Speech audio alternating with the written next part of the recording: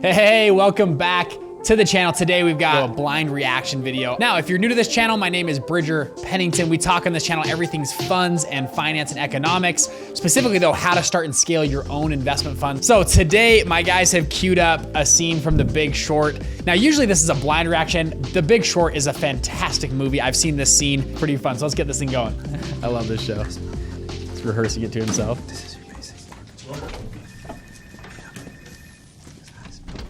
Okay, hi.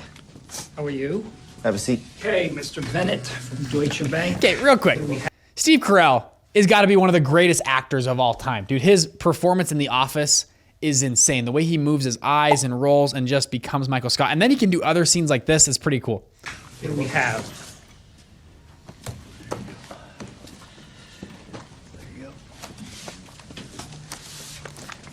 Here they go. So if you guys haven't seen this movie, by the way, they're coming in to pitch their idea on shorting the, like you see right there on the screen, it's their home equity markets, okay? And they have a tranche they're gonna short the housing market on. This is the first time Steve Carell hears about this. What's going on? So how many people have you talked to about this trade? A few. There's definitely some interest. Oh, my boss would have my. You crazy, Jim? Not gonna Get lost. You. Which is why you're here talking to us. Wrong number. I love that he calls his bluff right there. Oh yeah, there's probably plenty of interest. That's why you're here talking to us, right? Sounds like there's a lot of interest. All right. Sounds like there's a lot of interest. I love that. People have invited us in just to laugh at me on this deal. Is that you? Is that what this is? That's not what this is. That's just how Mark is. Let's see what you got. I'm sorry. You smell that? What is that? What? What's that smell? A cologne? No. Opportunity. No. Money. I smell money. Dude, the thing that's so good about this show is it gets so technical, and then they get back to like a really funny scene like that. Like it's just, they do a great job of it. Chris. Deutsche Bank, he's gonna explain the tranches here. This is your basic mortgage bond. All right? The originals were simple. They were just thousands of AAA mortgages bundled together, guaranteed by the US government. The modern ones are different. They're private, and they're made up of layers of tranches. Also, I like this show because they try to explain what's going on. Now, it's a little technical. Your first time you see it, you might need to watch it again if you're new to the financial world. That's okay. Rent it twice. I don't, who cares? They're gonna talk about tranches of different grades of, and they have right here, you see triple B, double A, A, and they go all the way down. They're gonna kind of explain what's going on. The highest level AAA is getting paid first. The lowest rated B is getting paid last, taking on defaults. And these are rated by rating agencies. So there's Moody's, there's a bunch of other rating agencies that'll rate tranches or groups of something, whether it's a bond or mortgage or something. They'll put them into a big group, and then they rate that group as an A or a triple B or a B. Rated B is getting paid last, taking on defaults first. Now, obviously, if you're buying Bs, you can make more money, but they're a little risky. Sometimes more risky. They fail.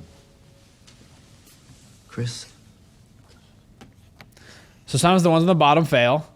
Just gonna show Somewhere here. along the line, these Bs and double Bs went from a little risky to dog shit. Where's the trash? Behind you. I'm talking rock bottom FICO scores. No income verification. Adjustable Ninja rates, loans is what he's talking about. dog- It's funny talking to people out of the 2007 debacle. They call them ninja loans. No income, no job. We give you a loan. Okay, that's what they're giving a loan on a property. Yeah, no income, no job. Great, we'll give you a loan. It sounds good. And that's what he's describing here. He's seeing that these B, double B, and triple B mortgage pools are complete garbage. He goes, they are not appropriately rated, is what he's trying to explain right here. And this could cause the whole Jenga tower to fall over. The default rates are already up from 1% to 4%, fellas. And if they rise to 8%, and they will, a lot of these triple Bs are going to 0 too. And that, you're too close, is an opportunity. Okay, you're saying that at 8% the bonds fail, and we are already at 4%? That's right. If they go to 8, it's Armageddon. Yeah, that's right. How come nobody's talking about So 8%, he's talking about default rates, people defaulting on their mortgage payments. So if 8% of that pool defaults, he's like, it's Armageddon. It's like we just said. You're completely sure of the math. Look at him. This has got to be one of my favorite scenes in all of movie history. He asks, so is the math right? If you double check the math, and listen to his response. That's my quant. You're what? My quantitative. My math specialist. Look at him. You notice anything different about him? Look at his face. That's pretty racist. Look at his eyes. I'll give you a hint. His name's Yang. He won a national math competition in China. He doesn't even speak English. Yeah, I'm sure of the math.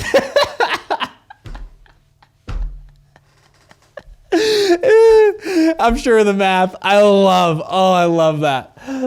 He doesn't even speak English, and he just brings for the pitch. And I see this all the time. That's why I think it's so funny.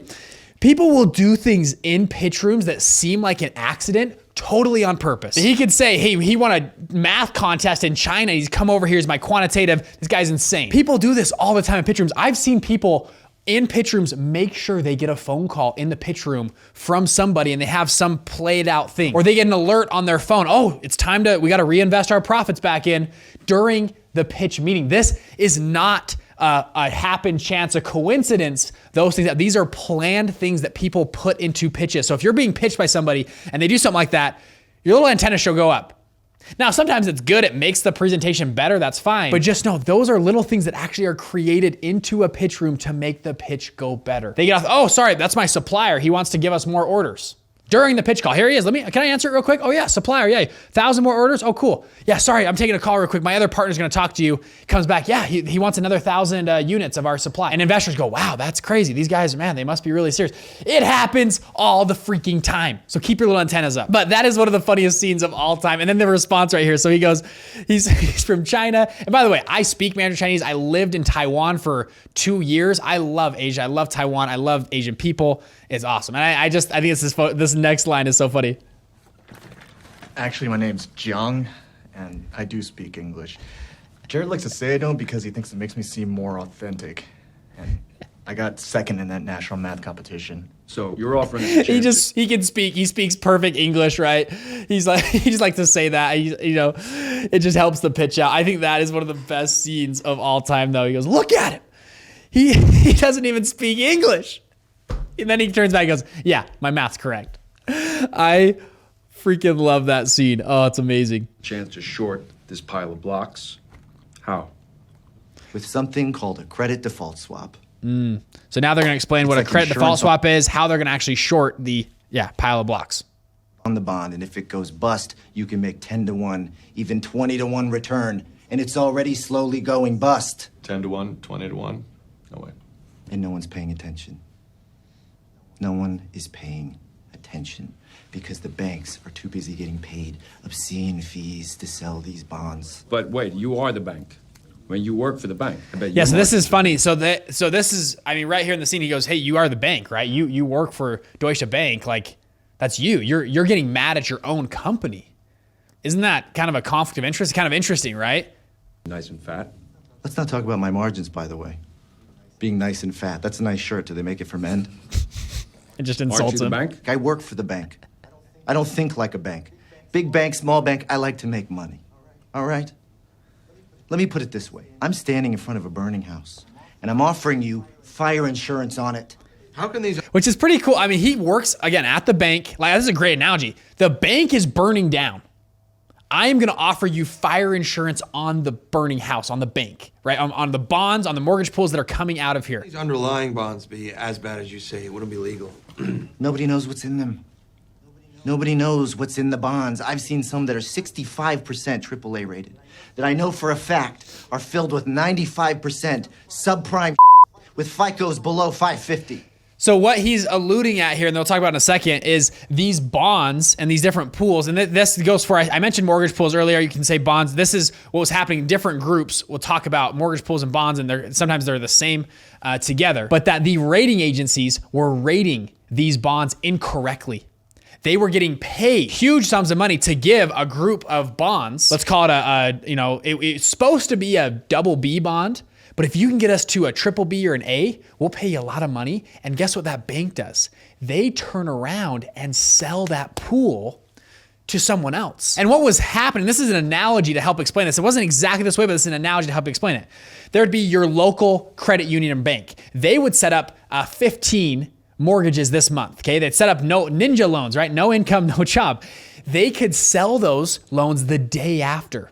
Alan Greenspan changes the rule. You don't have to wait 60 or 90 days to season a loan before you could sell it. You could sell it the next day. So they would do 15 loans, group them together, and sell them to a regional bank. And that regional bank would put together 5,000 loans. And they would sell them to a Wells Fargo. And a Wells Fargo would put them together with 1 million loans, okay? And all grouped together from all parts of the country. And they would call this diversified. And then they would pay the rating agency. It's supposed to be a double B. Hey, rating agency, can you give us an A or a double A or a triple A or whatever it is? And the rating agency would give them a decent rating, and they would turn around and sell them to a government. They'd sell them to China. They'd sell them to somebody else. And it wasn't their problem because who cares? We're all making money.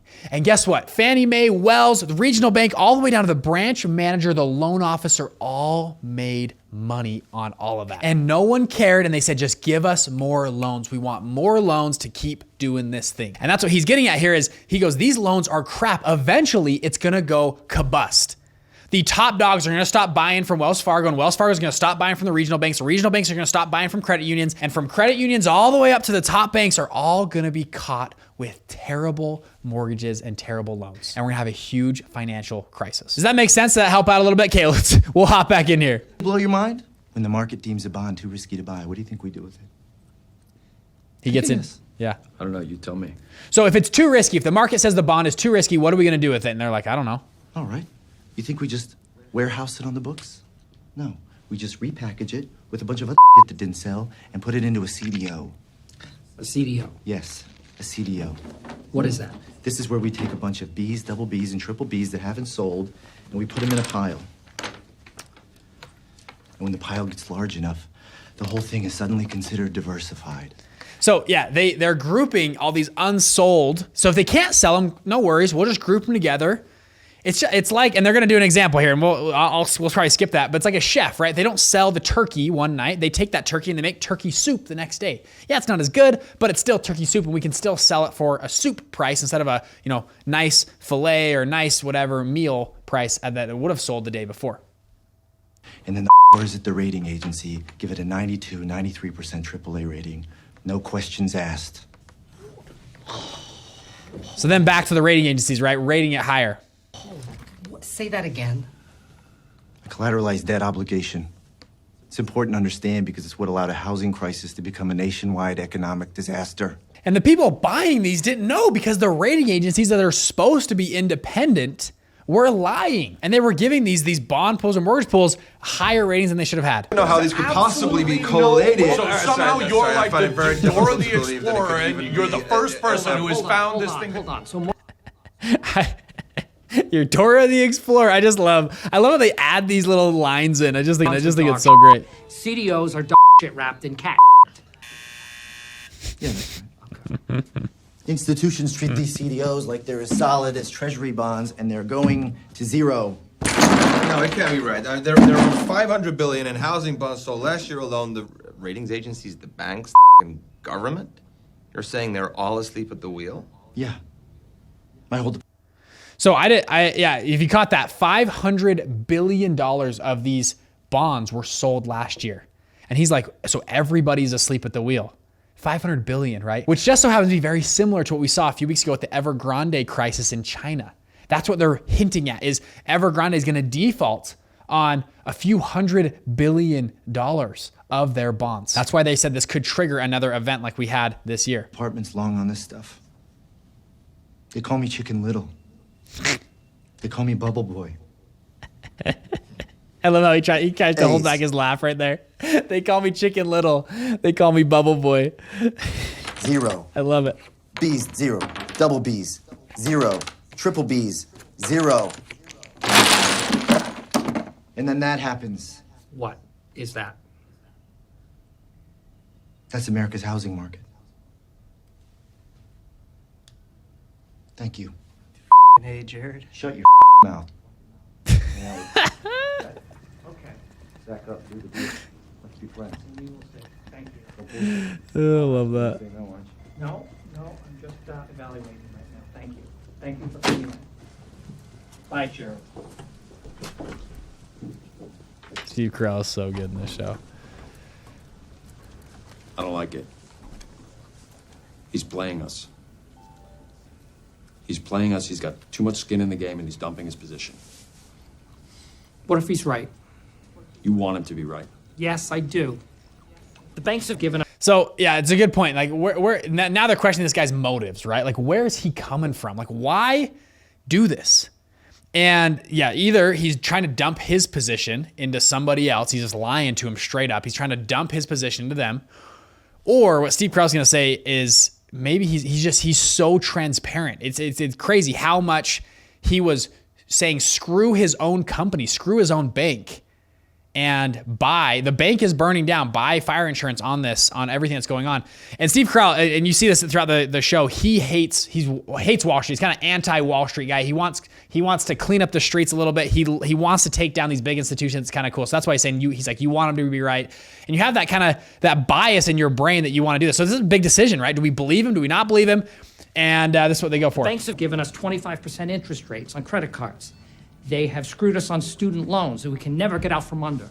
Then this guy walks into my office and says, those same banks got greedy, they lost track of the market, and I can profit off of their stupidity.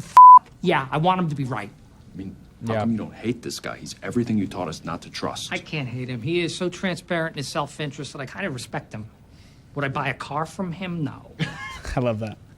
Is he right about the mortgage market? Let's find out. Let's find out. Would I buy a car from him? No.